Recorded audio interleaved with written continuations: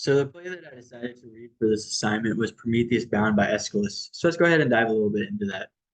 So the play begins with Prometheus being bound to this rock, uh, out of punishment for stealing fire from the gods and giving it to mankind, enabling mankind to learn, to progress, past a point where they were solely dependent on the gods for everything.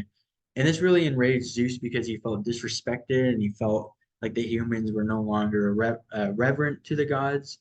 And so he punished Prometheus by binding him to this rock for all eternity or until he forgave him.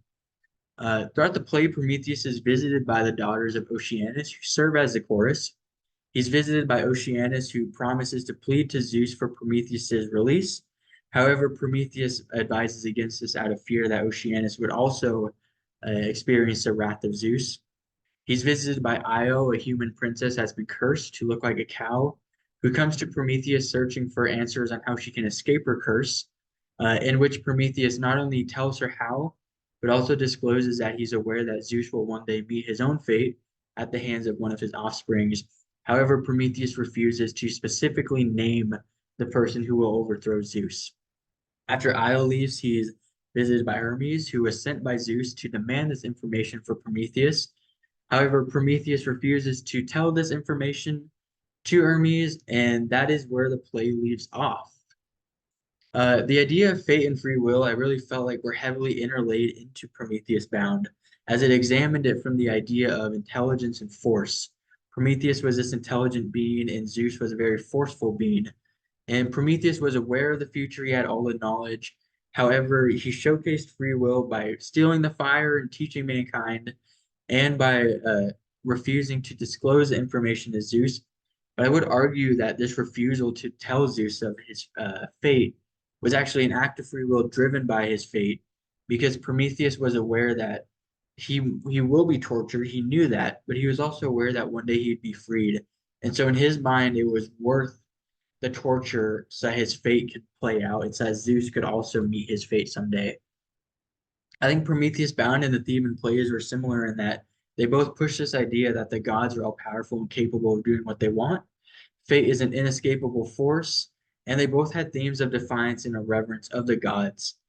Prometheus was defiant of Zeus, Oedipus was defiant of Apollo, and they were both the reverent of fate, which is kind of what caused them to fall to their own fate and to be punished. The first article that I read was The Tragic Guilt of Prometheus by Helen Huckel, in which she outlays the struggle between father and son, old versus young. She said Prometheus gave man gifts that enabled them to think beyond their limits. And this enraged Zeus because, in Zeus's mind, only he could create. However, Prometheus had given humanity the ability to create something and to grow. And this is why Zeus punished Prometheus so harshly, is because he felt the power dynamic between the gods and the humans was thrown off. She then went on to kind of psychoanalyze Prometheus and quoted Freud in that Prometheus started out as more of a sadist, but actually by the end of the play, he was a masochist and that he actually enjoyed the torture, he enjoyed the pain because he knew it was worth something and he knew that he was kind of getting the glory because he gave the humans fire and he cared for them. And in his mind, the pain and torture was well welcomed.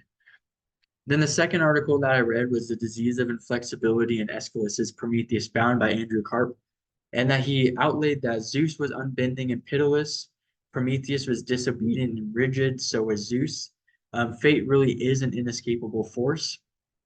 Zeus thought he could escape his fate by controlling the gods, and by Prometheus enabling and providing mankind a fire, the bridge, the gap between mortals and humans was narrowed as the humans, or not mortals and humans, immortals and mortals, sorry, was narrowed as the humans now were less dependent upon the gods.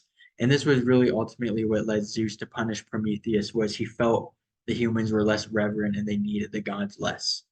So I think that's all the time I have for today. I really enjoyed watching and reading Prometheus Bound, and I hope you enjoyed watching this presentation.